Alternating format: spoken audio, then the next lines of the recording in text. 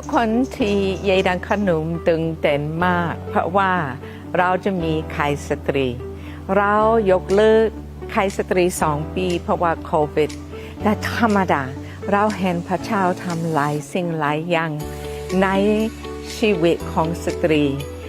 เมื่อเรามีไข่สตรีมาร่วมกับเราอาทิตย์หน้าเมื่อเราจะเห็นอัศจรรย์ของพระเจ้าเราจะเห็นพระเจ้ารักษาคนรักษาใจรักษาวิญญาณรักษาตัวแล้วก็เราจะมาด้วยกันจะมีใจด้วยกันอธิษฐานเพื่อครอบครัวของเราขอพระเจ้าทำอัศจรรย์ในครอบครัวของเราเราตึงเต้นมาร่วมกับเราที่ไข่สตรียายเดขนม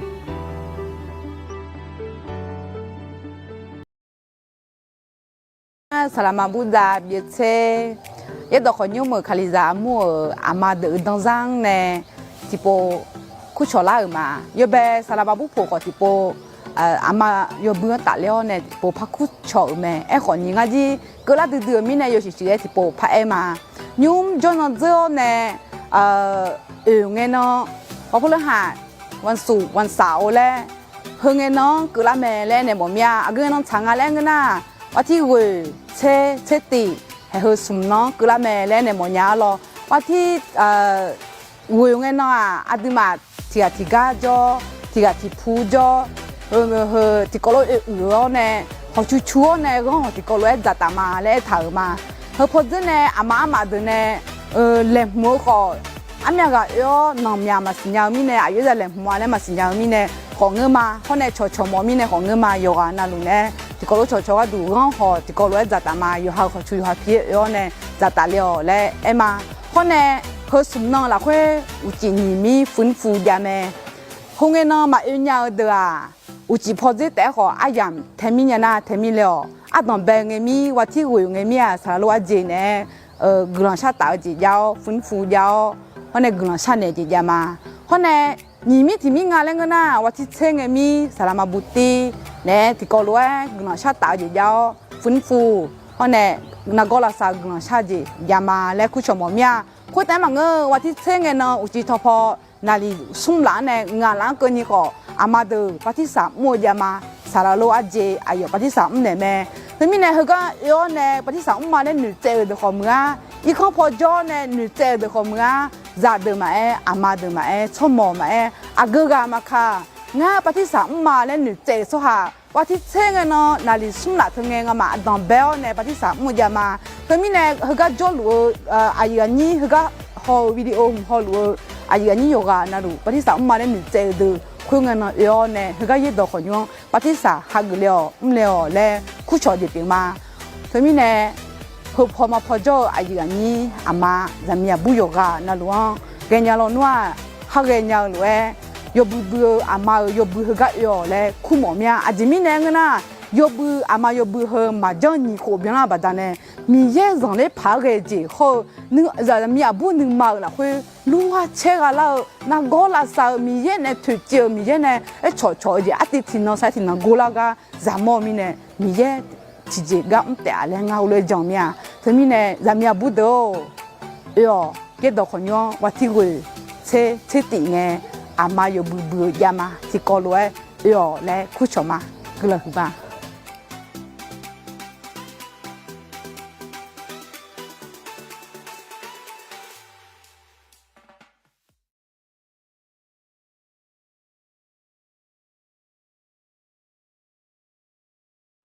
ที่มีพระเกิดลาเมียสีเราเมียนี่ก็เดือนหน้าคือเจนยาเลยเราอย่าจู่ๆแล้วยาเลยเราเดี๋ยวจนหลังจะโจมังเงินไม่แน่ก็จะโจทางเดือนหน้าเปิดสบายแล้วกันเราตัวนี้ก็มาที่ปอนนะแต่ละอุ้มไม่แน่ตัวรถจีพาเกลุตุมยาเราแต่ไม่แน่อุ้งเจียมีเกินจะเชื่อมาลองก็ยังไม่เล่าขอเราอย่างเช่นลูกมีเนี่ย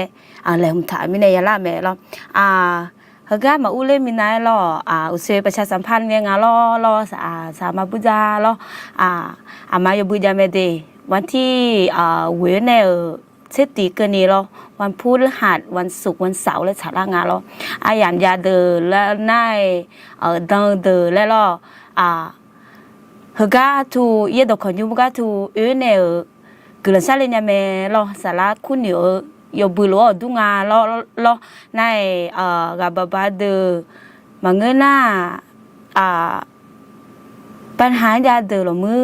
ฟื้นฟูเลยก็ดูแม่เราจะมีในเฮก็เขาหมอเดอเฮยาแม่เราวันที่วันห้องเนี่ยเจ็ดตีกันนี่เดมาอยู่บือและถามแม่เราจีน่าเด็กก็คนเนี่ยแม่ละจงกือล่างและชาเจผาเราแม่ล่างแล้วมึงเราอาจจะก็รู้จงกือล่างมาแล้วชาเจผางาชมแม่น่าบุญเวรกุมาเดก็ถูจีนโคที่คนจะเองก็ถูก็โจเลยเอ็นยังไงล่ะเธอไม่เนี่ยจีจงกือล่างก่อนหน้าคือเราคือชอบหาและคือการในจงกือล่างมาเราดีมาเราบุคคลที่พระเจ้าอวยพรและงะไทยเป็นดอกพนาเราเฮก็อินนาจิมเนี่ยเฮก็จงกุลาและน่ะอดีหาเดจีหาเราอดีหาเดจียมยาโปอดีหาหนูละมีเราสีชาอุมิเนี่ยเราอดีหากุลาคือชอบหาเมลาเลยคือแล้วหนูละอยู่จีน่าก็ดูอดีหาอาจจะหนูละเฮแล้วมีอาที่หันเอจอมเมล่าแล้วอยู่จีน่าข้างคือจีนูละเมล่าอาที่หามาดูนูมาสาระเฮเราอยู่ปนนะลูคนเราหนูละไงอาที่หาเราอย่างเงี้ยอาที่หากันละคือชอบหามีเย็นเนี่ยเชื่อดูถามมาแล้วตัวเราอย่างเงี้ยเราทั้งนี้เนี่ยเฮก็จงกุลามาล้อมจ๋าเราอาจจะไม่ได้น่าที่หาก็เงี้ยเกินน่ะเรามีเย็นเนี่ยมีเนกลังบิวเจมีเนบิวชอบกลังบิวชอบหาหัวเราอดีหาผมอยากยามโมเมเราผมอยากอดีหาเจริญกุลีน่าผมอยากยามโมเมมีกลังบิวหัวเราสู้ยามโมงาเลยนะสู้หนูมัวญาโนมาเรางาเขาจะมีเยอะกลังก็เดินหนึ่งวันเนี่ยเราก็ถูกเขาด่าเลยนะเราอาจจะงานแล้วนะผู้รับใช้หลายคนแล้วงานเรามีเยอะก็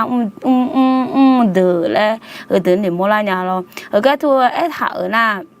งานหนึ่งวันนะซาโลมอนเขาเนี่ยดาวิดเป็นหนึ่งวันเนี่ยซาโลมอนเขาเนี่ยดาวิดเราถึงอย่างนั้นมีเยอะกลังอาจจะไม่ได้ถึงอย่างหนึ่งวันมาสินั่นถึงมีเนี่ยมีเยอะกลังเบียซาโลมอนซาโลมอนน่ะเบออายุมีเยอะชาเนี่ยมีเยอะอายุกลังเบียจีน่ะเบอชงกันว่าเราสติปัญญาแล้วงานเราบินเนี่ยก็มองอย่างนั้นดาวิดกันน่ะเบออยู่หาดูเดี๋ยวเราเชื่อเรื่องคุยถึงเชื่อกันจีเนี่ยอยู่หูป่ายอบุจก็คู่ละอีเนี่ยเราคุยเชื่อมีเนี่ยทุกคนนี่มีเยอะกันแม่เล่นโมลาเนี่ยเราถึงอย่างโมลาเนี่ยในผมอยากเราผมอยากเขาก็มาเอ็กซ์ดีใจไม่ติดตัวนี่งานถึงอย่างเป็นดูกันเนี่ยเรานั่นอาจจะมีเนี่ยมีเยอะหรอมีเยอะชอบหาคือเดิมไปกันมีลาหรอและหัวละมาหรอดีมาหรออาจจะไม่ได้บิงาแล้วนะคือเดือมีเยอะในเชื่อดูถาไม่ดีมีเยอะในเชื่อดูถามีในกันมีแม่และงาหรอนายยิ่งเจติเจน่าเชื่อฟังและงาหรอคาโดน่าจีและงาเหรอน่าหาชอและจริงๆเราน่าหาชอมีเยอะนึงมาฉายจีมีเนี่ยมีเยอะกันเลยมีแม่แล้วงานเรานี่ก็ติดก่อนนะนั่นสุก็ติดก็สุดที่จีน่ะอดีหามีอย่างยอดบ่มีเนี่ยกันเลยมีแม่และมอลางานเรานั่นเจติจีน่ะอดีหาเรามีเนี่ยเจริญงามีเนบิซุงเราที่ทำมาดูมีเนบิซุงไม่น่าที่หักเลยจำแม่เลยถึงก็อยู่กองโมลาเนี่ยเราก็เราหน้าผู้ที่พระเจ้าทรงเลือกไว้และงานนายนิโคติโกน่าเชื่อฟังและทำตามน้ำพระทัยพระเจ้าและงานเรานายสมกติโกน่ายำเกรงพระเจ้าและงานเรานาย อยู่ก็ที่ก็น่ายอมต่อพระเจ้าหรือว่ายอมจำนนและเธอมีในอธิหารกึ่งเลยยาแม่และโมราเนี่ยนั่นก็เองไงล่ะเธออยู่แต่มาเงงานที่อินาเฮือเนี่ยจงกึ่งละมาล่ะอับราฮัมเนาะเฮือก่อนนี้มีกึ่งบีแม่ล่ะอายุเลจีเธอกึ่งย่อยาถาล่ะอับราฮัมกึ่งนี้ล่ะเดี๋ยวน่ะอายุน่ะบิดาแห่งความเชื่อและงานล่ะเดี๋ยวล่ะตัวโลคู่ไม่ล่ะเฉล่ะอาดานึกจังอาดาแล้วจีนึกจังอาดาแล้วล่ะตัวเราถามแม่ล่ะเธอมีเนี่ยอายุเป็นกึ่งบีแม่ล่ะอาดามีล่ะงาคือมีเนี่ยอับราฮัมคือเป็นหนุ่มโมลาเนี่ยล่ะเขาคุยไงอายุเดซี่เธออายุเนี่ยข้าข้าชาจีข้าเด็กจีเธอล่ะมีเยอะแบบน่าหาเนี่ยมีเยอะแบบจงมีเนี่ยปีละงาและอันที่มาก็แบบหาก็ก่อนเนี่ยจงละมาแล้วน่าจะมีเนี่ยอับราฮัมแบบกลุ่มบิงาและน่ะอายุอุษเอลูงาล่ะอายุมีเยอะแบบน่าหาเนี่ยชอบมีเนี่ยมีกลุ่มบีแม่และยังงาล่ะกันน่ะล่ะนั่นกันน่ะเขาก็ถามน่ะเจ้าหลีกับเจ้าหลีอ้วนน่ะเขาเจ๊เขาก็ถูกล่ะปฐมกาลเราอัดตั้งเปลโยเดิมมาชิ้นนี้เรื่องจากตีในหัวกันนี่เขาก็กรีน่าสิละแม่เราอินเนอร์ที่มีเนี่ยเขาก็เนี่ยที่มามีเนี่ยคืออับราฮัมแบบกลุ่มบีเขาก็เรื่องจากเดิมมาชิ้นนี้เรื่องจากตีเนี่ยสุ่มไปที่ฮอลลามาแล้วที่มาอาจีและบุตรหางานและอาจีไม่แน่ไปหาเธอกลุ่มหัวช่วงหาปีงานและฮอลลามาแล้วที่มาแล้วเขาก็เดือดตีเอถานะเขาเขาจะรองาเขาจะรอถ่ายตอนนี้กูมาเดขาตอนน่ะขาตอนน่ะกินยาเดือกิจเนี่ยละแล้วเธอไม่แน่ก็จะขาโยคะมาซื้อไม่แน่นิเจบุโดถ่ายเลยแล้วตัวนี้มาซื้อละมีเนี่ยโคโรนาซื้อเจมีอะไรแล้วเธอมีเนี่ยโคโรนาจะจุ่มยาแล้วเธอมีเนี่ยกินยาเดือเขาก็กิจเนี่ยไม่ดีเขาก็ถามนะพระยาเวตรัสกับอับราฮัมว่าเจ้าจงออกจากดินแดนของเจ้าจากญาติพี่น้องของเจ้าจัดบ้านบิดาของเจ้าไปยังดินแดนที่เราสามแดงแก่เจ้าและทางเราเฮกานาอธิหาโหรานาเราอธิหาโหรานาให้เราให้อธิหาให้เรามาดูคำว่าจงและเราจงและหน้าขาบัวจีและเงาคือฮะคือรวยและไงจีเราอาขาหน้าคือรวยแล้วเราเธอไม่แน่จงและคือหน้าภาษาไทยหน้าเบอร์เป็นคำสั่งและอ่ะในเป็นคำสั่งของพระเจ้าที่จะต้องทำหรอในเธอไม่แน่อับราฮัมแล้วอับราฮัมโยมีโยไงไงเจ้าจงออกจากดินแดนของเจ้าและไงอับราฮัมเดี๋ยวเรานึกมาเธออาจจะไม่เนี่ยแต่มีเยอะแล้วมันอาหารเนี่ยอาจจะไม่เนี่ยก็แล้วมันอาหารเนี่ยที่พูดแต่ไม่เนี่ยเราน่าหาเนี่ยจอนเนี่ยไม่เนี่ยเธอกินยังไงอยู่เรามีเนี่ยแค่เจียวไม่เนี่ยเรา要的嘞ไม่เนี่ยเรานั่นอายุกาลาน่าอาจจะไม่เนี่ยอาจจะจังแล้วตัวเรามีมันอาหารนี่ที่พูดแต่ไม่เนี่ยเธอไม่เนี่ย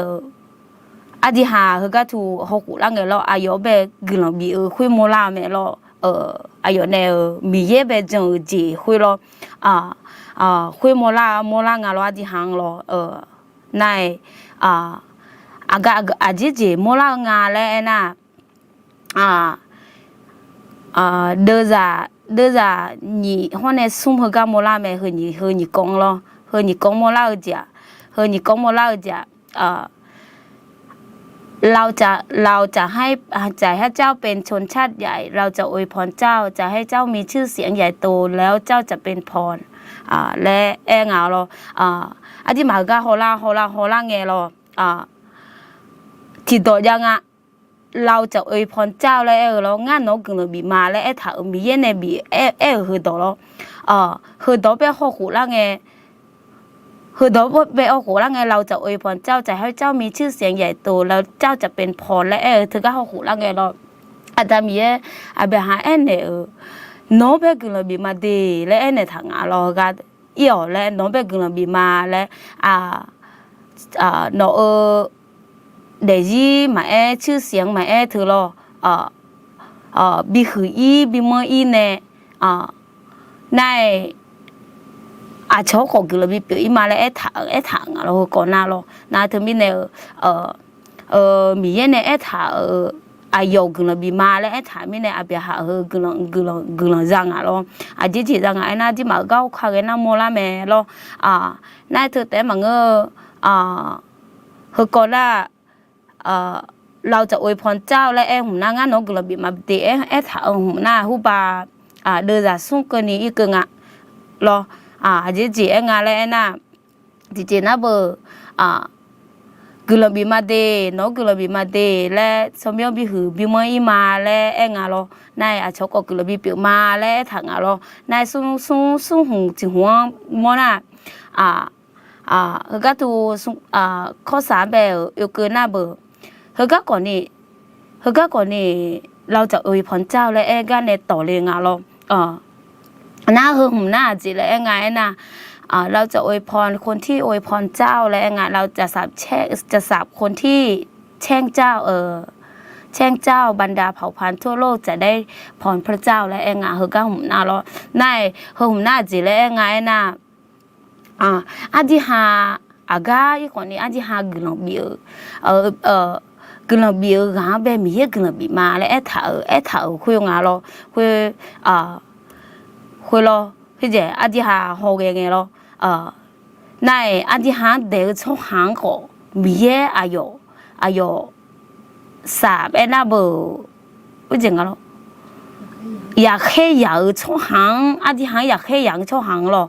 ก่อนนี้มีอายุอยากมาแล้วทางเราอาจจะหาตัวเนี่ยบีงานน่าให้แต่มังเงชอบชอบชาหรอชอบชาอาทิหาคือก็ถูกโจข้าโจชอบชาทั่วโลกแล้วไงเรามิสัตโคก็ข้าโจดืนอนเนี่ย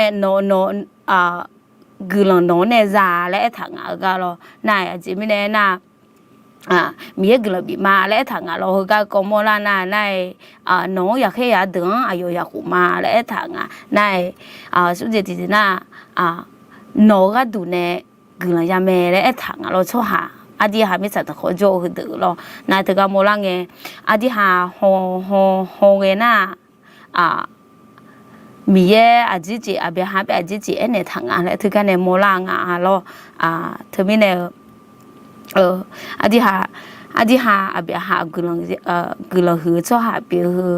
อาจิมิเนอาจิจิหืองาแล้วก็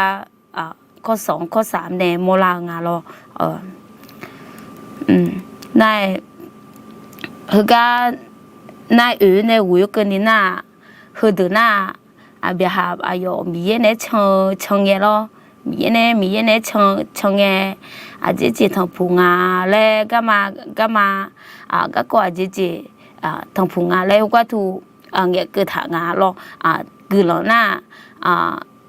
หลักสำคัญหน้าข้อ1ข้อในข้อ3ก็นี้แต่มีคือเราบีถือก็ถูกโมลาแม่เราในในวิวกันนี่เดี๋ยวในวิวกันนี่น่ะเธออาเบียหามีเนี่ยชงเงอาจิจิทางพูยามงาแล้วมีอาจิจิอาเบียหาแล้วเงี้ยชงอะไรถือก็ถูกเงี้ยคือถ้าเปลืองาเราน่าจะไม่เนี่ยถือก็ถูกในวิวกันนี่เงี้ยคือเลยแล้วน่ะอาจิมิเนี่ยน่ะอาทิหา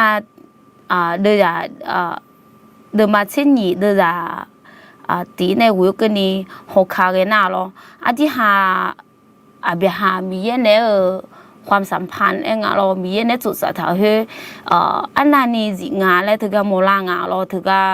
อดีหากุจิเลยนะเราสงข้ออันดับเป็นที่ข้อในที่นี่สุ่มถึงกับเกิดนะเบอร์มีอายุเป็นพันธสัญญาเรามีในสัญญาจะถ่ายจีกลุ่มบิมาเดลัยอายุเป็นสัญญาจะถ่ายจีคือโมลางาเราที่ในสุ่มกันนี่นะในในวิวกันนี่นะอาจจะจังก็อีงาสัวหลังล้านเนี่ยอายุในอีงาและถึงกับโมลาเราในวิวกันนี่นะเรานะในอดีหาโมลาจีถือเราถึงกับในวิวกันนี่นะอาเบียหาอายุข้าจังจีข้าข้าสาวจีเรามีเนี่ยนั่นนี่จุดจะทางอะไรโมลาถือก็ถูโมลางาเราถือมีเนี่ยอินเนอร์ก็คือจะวิวกันนี่จงอยู่ละมาเราดีมาเราเห็นจะอยู่หน้าจีและทางอะไรนะฝ่ายอับราฮัมก็ตามพระดำรัสพระยาเวโลดก็ไปด้วยเมื่ออับราฮัมออกจากเมืองฮาลาลนั้นท่านมีอายุ75 ปี75 ปีและอุงาเราในทุกไงอายุคนนี้กูถึงแบบนี้ขอล่างเราในอายุเต้นบังโลดและคู่อาคารน่าจะและคู่เหรอโลดอาคารน่าเบอมาสิงายเบื่อเรางานโลดและเอ็มมาดิเนาะให้เจรถตะรถตะแล้วไงรถตะกาถูองนาเรารถตะเกินเนี่ยอยู่ในอาเบียหามเนี่ยที่กลัวให้บาให้เจมือฮาลานแล้วคู่ให้มือเบลอีงาเราที่กลัวอีเลยโมลังเราที่หากาถูเราทบีเนี่ยสุๆอีงาเลยก็อยู่ในวิวกันนี่โมลาแม่มีจีก็งาเลยเราในทุกวันนี้นะข้อห้านะเบอร์อายุให้เจอับราฮัมอายุมีกันนี่สลายและคุ้งอร่อยสลายและคุ้งอร่อยยังมีเบอร์เราเจอกันนี่เสือเนี่ยอีงาในรถตัดและงาเราเจเจฮกาและได้จะดูและในเขาจะเราเหมียวข้าวยาวคือยี่ชูนี้พี่เนี่ยเฮกาขนาดอ่านแบบอีงาเราอยู่มาเราแต่ก็ถูกโมลาของฮานาเราในมือขนาดอ่านอีกน่าอาจจะปีละงาเลยเฮกาถูกข้อหูเปโมลาแม่เราแกฐานะอับราฮัมก็ผ่านดินแดนนั้นมาถึงสถานที่ของเชเคมคือที่ต้นโอ๊กนักโมเรคราวนั้นคนคานาอานอยู่ที่แผ่นดินนั้นยังไงอดีอายุฮาเราหรือว่าถูกคานาอานยังไงน่าอายุฮาน่าเฮ้ยจะงาคนแปดหน้าเราดุงาเรามาเฮ้ยจะอยู่ก็อยู่ในมีเนี่ยเราในหรือว่าถูกมือคุณมือยังไงคานาอานชอบหาโจขณะชอบหาโจลูกก็อิ่วไงอายุมาคนแปลกหน้าแล้วมาสิญญาชอบหาแล้วปีตัวนี้เขาก็ถูกอิ่งเราอยู่มาเราก็ถูกอิ่งแล้วโมลังได้ก็ถูกข้อเจ็ดหน้าจีแล้วงานแล้วนะในก็ถูกพระอีกเกินหน้าเรามีอายุในพระเงชลิงาและโมลังเราพระยาเวทรงปรากฏพระองค์แก่อับรามและถังเราตรัสว่าดินแดนนี้เราจะยกให้เชื้อสายของเจ้าณที่นั่นอับรามสร้างแท่นบูชาแด่พระยาเวผู้ปรากฏพระองค์แก่ท่านในวัตถุอีกเกนามีอายุเงชลินาเรามีอายุเงชลินามีจีและพระถังแล้วก็ถึงพระโมลังอาศิเราว่าไอ้เจแล้วเรามิชาจะห้องหัวน้องไปบิดเนมาและไอ้ถังเราหุ่มนาเราเทอร์มินเนลมีในสัญญาอับราฮัมแบบกลับบิดเนมาและสัญญาจะถ่ายเราดูงาเรากันนาเราในเยกติกรนาเบอร์ก็แปดหน้าเฮก็ถูกไอ้ถังหน้าท่านย้ายไปจากที่นั่นมาถึงภูเขาทางที่ตะวันออกของเบเอลจึงตั้งเต็นท์อยู่ที่นั่นนาก็ถูกโมลังเราเจที่ตะวันออกพอเจเราสภาพเสวโวเนี่ยโจเลยโมลังเรา เบลหน้าที่ตะวันตกพอเฮ้ยเจรอน้ำมันก็เข็นกังไอ้พอใหญ่ๆงาแล้วนายเฮ้ยเจรอว่าทูมีเย่เบลอาเจละมีเย่เบลบูชาและงาก็รอตัวน่าหรอเฮ้ยเจว่าทูจูดูละว่าทูโมลางาหรอแล้วก็แล้วพอเอ็มเนี่ยนากว่าถูกกลังสร้างเราอยู่ฮะกลังสัตดูแลมีเยอะกลังสัตดูแลมีเยอะแบบดำเนี่ยเจเฮว่าถูกจันดูเนี่ยว่าถูกมีเยอะกลังสัตดูจังเปียงาเนาะแต่มีเยอะกลังสัตดูเนาะวิวก็ที่ก่อนหน้าก็ถูกโมลาหน้าว่าถูกที่เหตุปัจจุบันบาเฮ้ยเจบาพอพะอิงอาศินเก็บแล้วคู่เฮ้ยมือไปแล้วว่าถูกก็ถูกอีเลยบุทางตัวเนี่ยก็ถูกจะอีก็ดังนาดูแลมาบุทางเรางานเราหน้ากว่าน่ะอันที่หาก็โมล่าน่ะก็โมล่าจีน่ะบ่เฮ้ยเจอุษเอลเลยแล้วที่เนี่ยสุ่มกันนี่เดี๋ยวมาเช่นนี้ที่เนี่ยเดี๋ยวที่เนี่ยสุ่มกันนี่อาเบหาเบอาจีกลบิเลแล้วถึงก็อธิหากุยนาสิลางาลอว่าอาเจบิเลและที่เจมอลาน่ะมีเยอะอาเบหาเบกุลบีโอควาอายอนะหาเนี่ยชอมิเนี่ยมีเยนึมาชาวจีมีเนี่ยบีงาแล้วมอลาเมลมีเยอีอแล้วแค่น่ามีเยแค่น่าอีงาอยู่แล้วอีอแล้วน่ะอีที่จะมันหาเนี่ยจิมิเนี่ยจิมิเนี่ยอีก็อีแล้วก็มันหานี่มีเยอีอแล้วน่ะอีมีเนี่ยแล้วเฮก็กุลางาแล้วมอลางาน่ะอายอนะหาจีเฮแล้วน่ะหามีเนี่ยผลและงาลอผลการเชื่อฟังและงาลอหน้าหามีเนกุลังหือชอบหาที่กับเป็นงาแล้วมอลางาลอเดียอาเบียหาตะกาลอนายอาจิมเนน่ะเพื่อเธอบุคคลที่พระเจ้าอวยพรและโมลางาลอตะกาถูกกุลังหือชอบหาที่กับเป็นงาและโมลางาลอนายนี่เจติเจน่ามีเยเนเอทาอาเบียหาเบเอเนทาเฮโรโนเบกุลบิมาเลเอเนทาเฮน่าโนเบอยากให้ยาดือยู่กันนะลู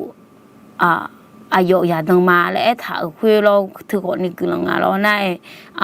อยู่กันนะลูเขาก็มีสัตว์เขาข้าเจ้าดือรอมีสัตว์เขาข้าเจ้าดือเธอกุลังตรงนี้บิยามาเลยถาองาลอนายเฮบิยเนี่ยอาเบหาเบสัจจะถาลุดุงาลอนายกว่าน่ะสัจจะถามิเนี่ยกุลังเธอลออาเบหาน่ะนึกจังดาเลยถามิเนี่ยทุกอย่างถูกมีเนี่ยกุลังบิเฮอดีมาเกินก็นี่กุเลลุดุงาลอเธอมีเนี่ยอดีมาอยู่จะจังงาเลยฮกุลน่ะอดีมาคนดีมีเยนึมาชาพายยาเดยางาลมีเยอยู่เจจังอีเลยน่ะอดีมาคนนี้อาเบียหาเจอตัวเลยมันน่าหานี่มาสงสัยเลยงาลที่จิมันน่าหาจิยาจิมิเนี่ยเลยตัวเลยมันน่าหานี่ลนึกจังยาเนี่ยตัวเลยยาอีงาลอดีมาลเธอมีเนี่ยเฮก็หูละน่ะอาเบหาเธออาเป็นหนูโมลามีงาเธอก็มีกำลังหือชอบหาให้น่ะลเธอก็ถูหนูโมลามีลเธอมีเนี่ยอดีหาเดซี่เฮงาลอดีหาเดซี่เฮอดีหาเด็กเนี่ยอายุมีเป็นนุ่มชาเจยังงาเลยมีนุ่มชาเจอายุจังยังงาเลยจังงาลอดีหาเธอมีเนี่ยจิตจงกุจิน่ะอาเบียหาเธออายุในกลุ่มเราเธออาจจะไม่ได้ยังงาและอาทิมาเอามาดูคนนี้หกขุละเนี่ยยังงาเราอาทิมา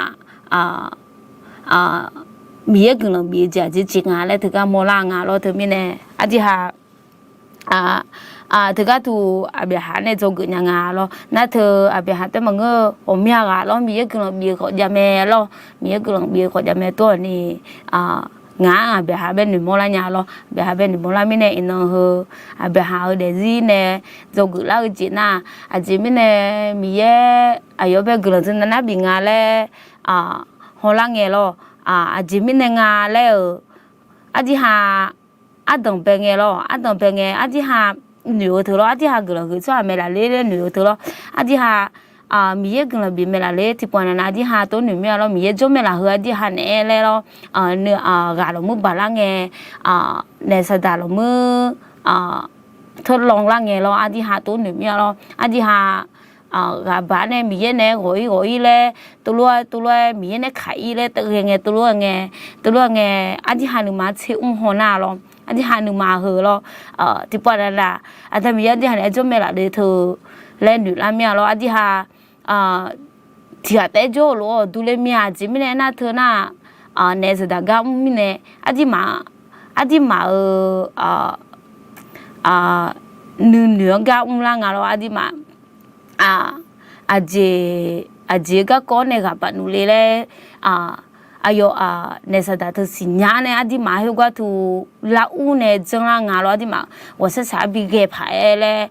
你比啥牌嘞，个比把牌嘞，米呢比我一牌嘞，给啦我偷得了，他们呢只哈米呢要做账啊，来莫啦咯，米呢做账呢，米呢他开着，米呢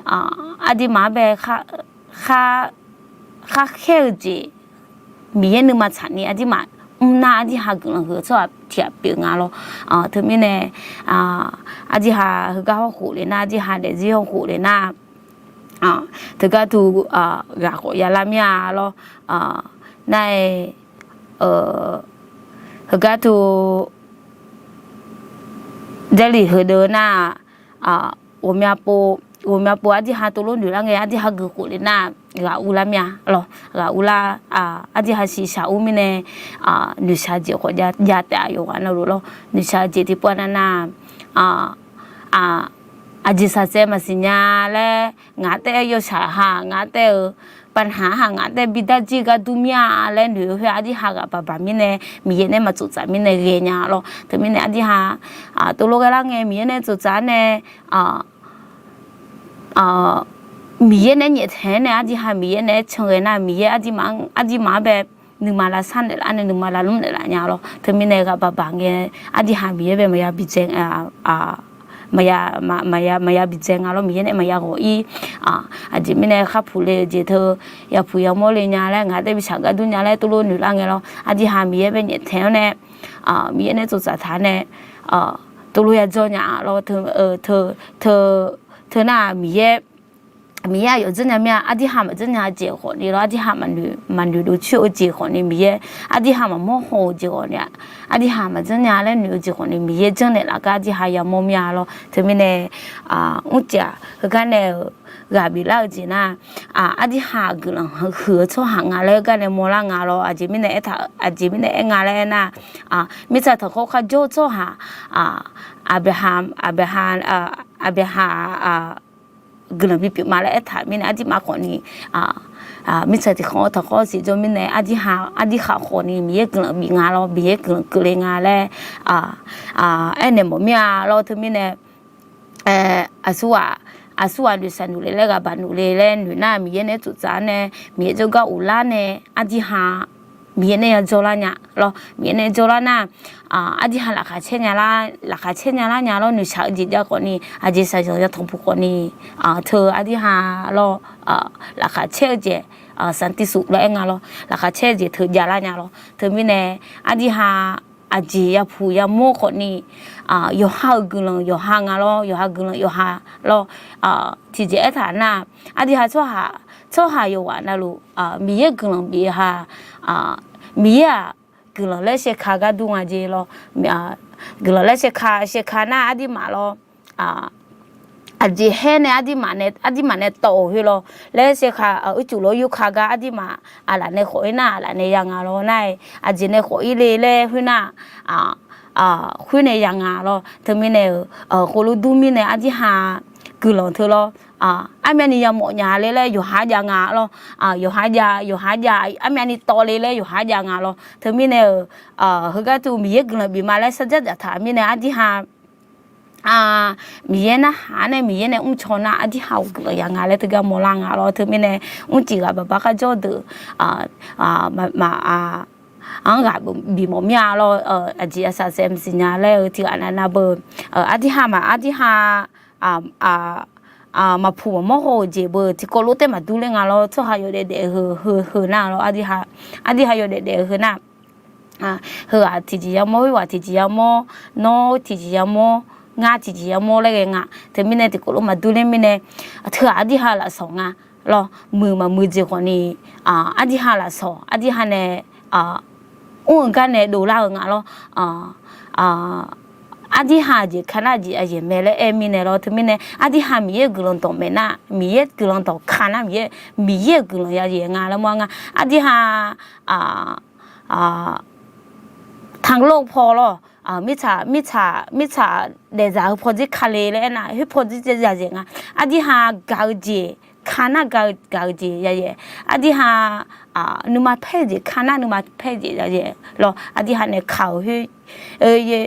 ยังเราอยู่หาเราถึงมีเนี่ยกลุ่มเธออันที่หาโตกับอีแต่งเราอันที่หามีเยอะจังนะอันที่เขานี่กลุ่มหือชั่วหาที่เบียหาเราปิดแล้วยังไงแล้วกันเนี่ยก็บีมาเราจีน่าเราถึงมีเนี่ยมีเยอะกลุ่มบิลูเรากลุ่มมาเดน่าก็ทัวร์จือNMO น่ะก็ดูcho mổ na bờ hết giờ hết cái thu lo với đồ khẩu nhũ cái là mổ từ lại em ngà lo cái là mổ từ từ thằng nhũ yêu mà giờ lấy cái ít hàng ngà lấy sinh nữ cho từ thì cái ít khác mà na cái thu lo với đồ khẩu nhũ về salad nhà mẹ lo ngà màวันอาทิตย์เนาะlo xin nó thì nó cái thu cái là mà lo giờ từ này salad nhà mẹ lo là như cho từ còn ní la này salad nhà mẹ lo hết cái nhà ngà lấy na cái thu lo xin bắt mà xin nhà tiệm mà chứ phải gì hả mưa na lo xinป้าดอกเพชรยังไม่ได้มูลนิธิสร้างสรรค์อาคารและคู่แม่เราก็ดูสิมป้าเนี่ยที่พอปะยาแม่เราสิมป้ามาเลยจะก็ดูมือพอในร้านหน้าเบอร์มือพอในร้านหน้าเบอร์สิมป้ามาเลยเกินงานเราหน้าบ้านแม่สวยพอในแม่เราพอในอู้ในหน้าเบอร์สิมป้าอยู่ที่เนี่ยยาแม่ดีเฮปโปเจเนี่ยแม่เราพอเจในร้านเนี่ยจะแม่สวยพอเจในร้านหน้าอาชาพอเจจังได้จะเรามือพอในร้านหน้าอามาพอเจและยาไม่ดีถึงมีเนี่ยคู่ชมาเราสัวกาบาเนี่ยมีเยอะกว่าตัวเธอหน้าหมอยาและมีเนี่ยว่าอีวมีนี่ก็ลาลีแล้วเรามีเนี่ยมาจุดจันนุญาและหนูดูเราน่าอยู่หามาเบลญาและมีเนี่ยยาลาเบญาและหนูดูก็ถูกกันสลายาไม่ดีเราก็ถูกสินที่นั่นสลายโลอาเจแม่เราแต่ก็ถูกดูทางยูยัดดอกขยูละคุยเรานายถึงมีเนี่ยจัดคนนี้เชื่อในร้านยาไม่ดีจัดคนนี้ยาไม่เรานายละโอน่าให้เจ้อามันเล่นซีแม่เราจะเดินเรานายถึงมีเนี่ยเราวิโก้ปิโซล่าเนี่ยแม่เราจะโจดคนนี้เราถึงมีเนี่ยคู่โชว์กันมาเราอุ้งจ่าคือกันเนี่ยน่าอยากอีงาเรามีเยอะกันเลยไม่รู้เรา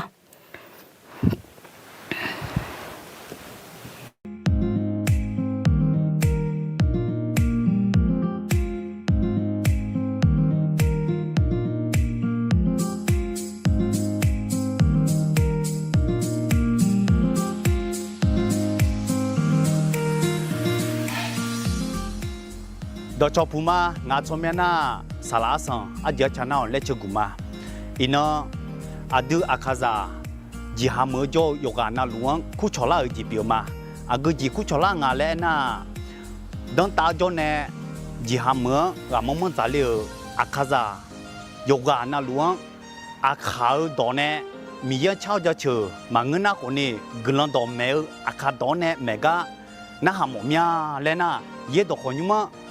กลังชัดตาเลียวและหุ่นลูกคู่ชมาอาจิมิเนงาและเอ็น่างาฮาเยดขยุยอดลูเดอจีฮอมอน่าอาคาซาดอนตาเนอุเขาเนเมื่อกำจัดลูเดออาคาดอนเนกลังดอมเมกามายันหาเมียมาอุชญาคนนี้จกงาและหุ่นลูกฮอมอมาน่าคือมีเนอาสวาวิดีโอทุ่งยามอน่าเอโอเนงามันเนกลังชัดตายจะไม่ดี เยดอกขยุ่มและคู่เธออากระดึกยางอาเจียยุ่งหลุงาแล้วนะอัดเบลจามัวนิธิเปียวแม่ยี่จิติเจน่ามูเสนุชุลูแม่สุ่งจิติเจน่าเย็บจนยุคนนี้พันธาแม่จิติเจน่าคนนี้